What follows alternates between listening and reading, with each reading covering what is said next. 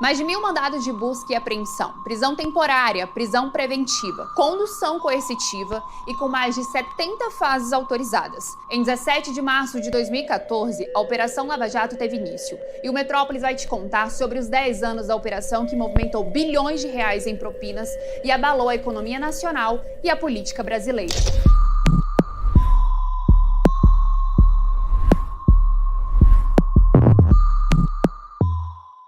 A Operação Lava Jato foi uma investigação deflagrada em 2014 pelo Ministério Público Federal do Estado do Paraná, que revelou um vasto esquema de corrupção na Petrobras e em grandes obras de infraestrutura. E foi considerada a maior investigação anticorrupção já conduzida na história do Brasil.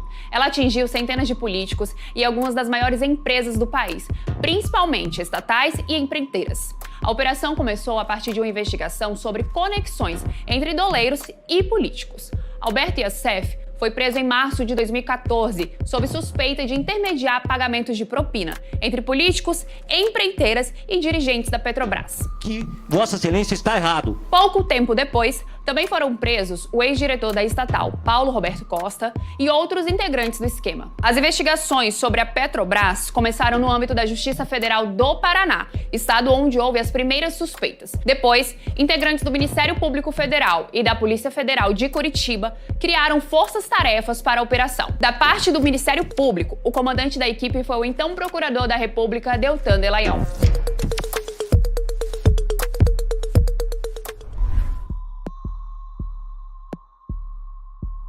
Ao todo, a operação teve 79 fases. A Petrobras foi o primeiro elo encontrado pelos investigadores para os pagamentos ilegais feitos entre os empresários e agentes públicos, mas depois a apuração foi além. Após as primeiras etapas, a Lava Jato identificou indícios de esquemas semelhantes ao operado na estatal em obras como a usina nuclear de Angra 3, no Rio de Janeiro, e a hidrelétrica de Belo Monte, no Pará. O principal responsável pelas decisões da operação no início foi o Sérgio Moro, então juiz da 13ª Vara da Justiça Federal de Curitiba.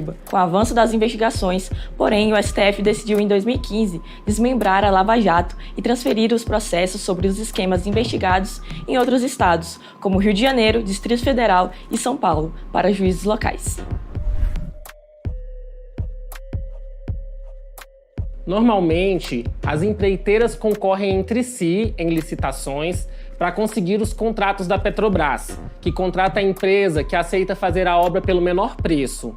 No entanto, segundo o MPF, no caso das investigações da Lava Jato, as empreiteiras se cartelizaram em um clube para substituir uma concorrência real por uma aparente. Os preços oferecidos à Petrobras eram calculados e ajustados em reuniões secretas, nas quais se definia quem ganharia e qual seria o preço do contrato. Um contrato superfaturado, que permitia o desvio de dinheiro da estatal para os beneficiários do esquema. Como as empresas precisavam garantir que apenas aquelas do cartel fossem convidadas para as licitações, era paga propina aos diretores e funcionários da Petrobras. Esse dinheiro era desviado para lobistas, doleiros e outros operadores financeiros encarregados de repassá-lo a funcionários públicos e determinados políticos, que se beneficiavam, pois eram os responsáveis pela indicação dos diretores da Petrobras. O repasse era feito, num primeiro momento, em espécie, por movimentação no exterior e por meio de contratos simulados com empresas de fachada. Depois, o dinheiro passou a circular por transferência no exterior ou mediante pagamento de bens. Em 2009, as autoridades começaram a investigar uma rede de doleiros ligada ao Alberto Iacef, que movimentou bilhões de reais no Brasil e no exterior, usando empresas de fachada, contas em paraísos fiscais e contratos de importação fictícios. Iacef tinha negócios com Paulo Roberto Costa, um ex-diretor da Petrobras, além de grandes empreiteiras e outros fornecedores da estatal. Eu cheguei a usar uma das empresas do seu Valdomiro para fazer uma operação para Toshiba, aonde eu pude, então, não só pagar o Partido Progressista e Paulo Roberto Costa, mas sim também pagar o Partido dos Trabalhadores. Os dois foram presos em março de 2014 e, a partir daí, os desvios em obras da Petrobras se tornaram o foco principal da Operação Lava Jato. 4 meses após a prisão, Paulo Roberto Costa aceitou colaborar com investigações em troca da redução da pena.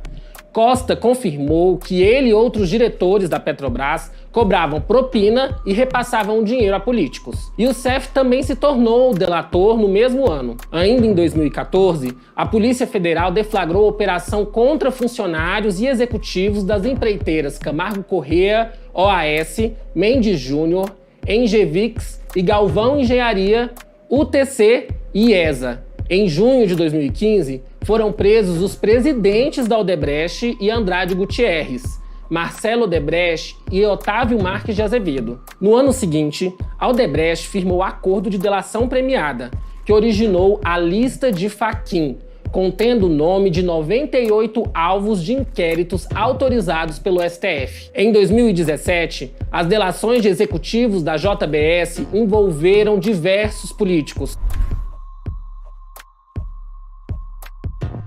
No total, segundo o MPF, foram 163 prisões temporárias, 132 prisões preventivas, 1.450 buscas e apreensões, 211 conduções coercitivas, 35 ações de improbidade administrativa, 2 acordos de colaboração homologados no Tribunal Regional Federal da 4ª Região, 138 acordos homologados no STF, 553 denunciados, 723 pedidos de cooperação internacional, 4,3 bilhões devolvidos aos cofres públicos, 2,1 bilhões previstos em multas compensatórias decorrentes de acordos de colaboração, 12,7 bilhões em multas compensatórias de acordos de leniência, 14,7 bilhões previstos para serem recuperados e 111,5 milhões em renúncias voluntárias de réus.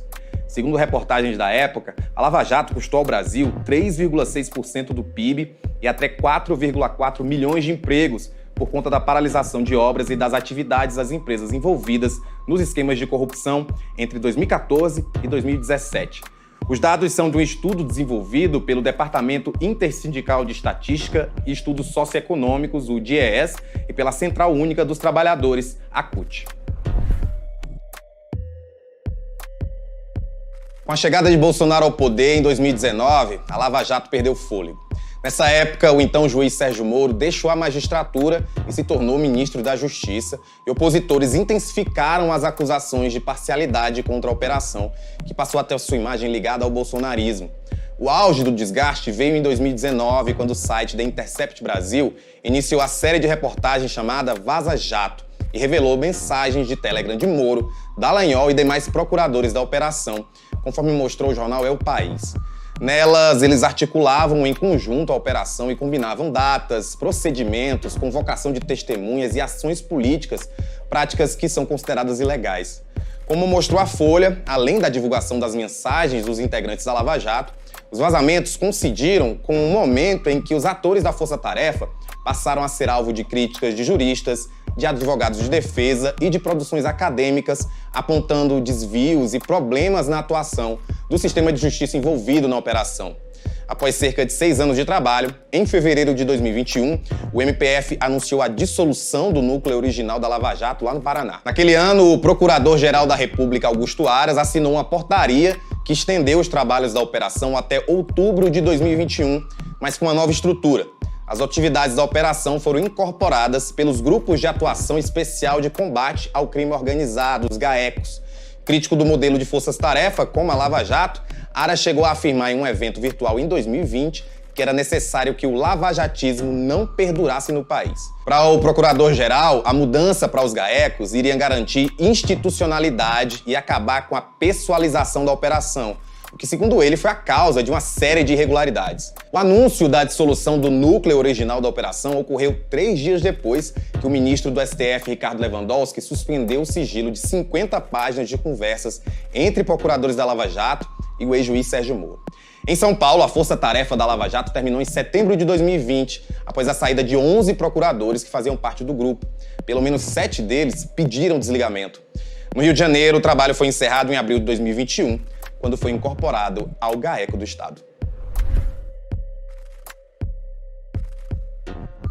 Luiz Inácio Lula da Silva enfrentou uma série de processos decorrentes da Lava Jato. Hoje, todos estão encerrados ou suspensos.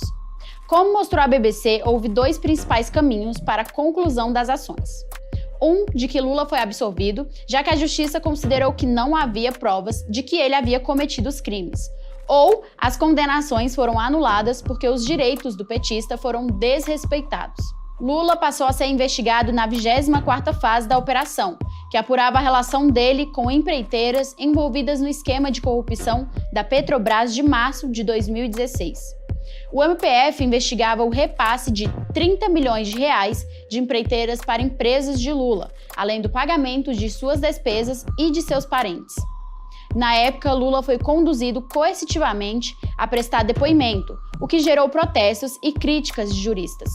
O petista sempre negou as acusações. Ele fala que foi vítima de perseguição.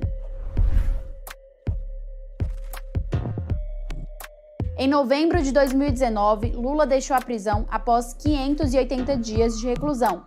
Por 6-5, o STF decidiu derrubar a possibilidade de prisão de condenados em segunda instância, decidindo que esses réus têm direito a aguardar o fim do processo em liberdade. Lula teve as condenações que retiravam seus direitos eleitorais anuladas em abril de 2021, quando por 8-3, o STF entendeu que o ex-presidente não teve seus direitos respeitados e que os processos não poderiam ter tramitado na Justiça de Curitiba. Como mostrou a Folha, segundo os magistrados, a competência de Moro era restrita a esquemas diretamente relacionados à Petrobras, e as acusações contra Lula envolvem outros órgãos públicos que vão além da estatal petrolífera. As ações penais contra Lula foram anuladas por não se enquadrarem no contexto da Operação Lava Jato.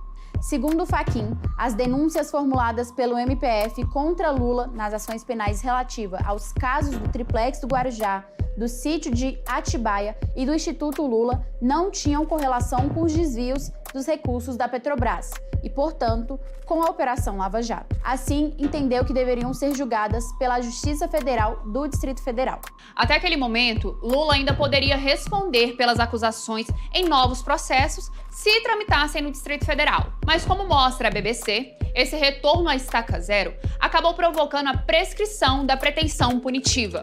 E Lula, embora não tenha sido julgado inocente, não pode mais ser julgado nos casos do Triplex e do sítio de Atibaia. Em junho de 2021, o STF também decidiu que Sérgio Moro foi parcial em seu julgamento. O então juiz teve diálogos particulares com Dallagnol, divulgados pelo Intercept em 2019, em que ele adotava condutas ilegais em parceria com o Ministério Público Federal.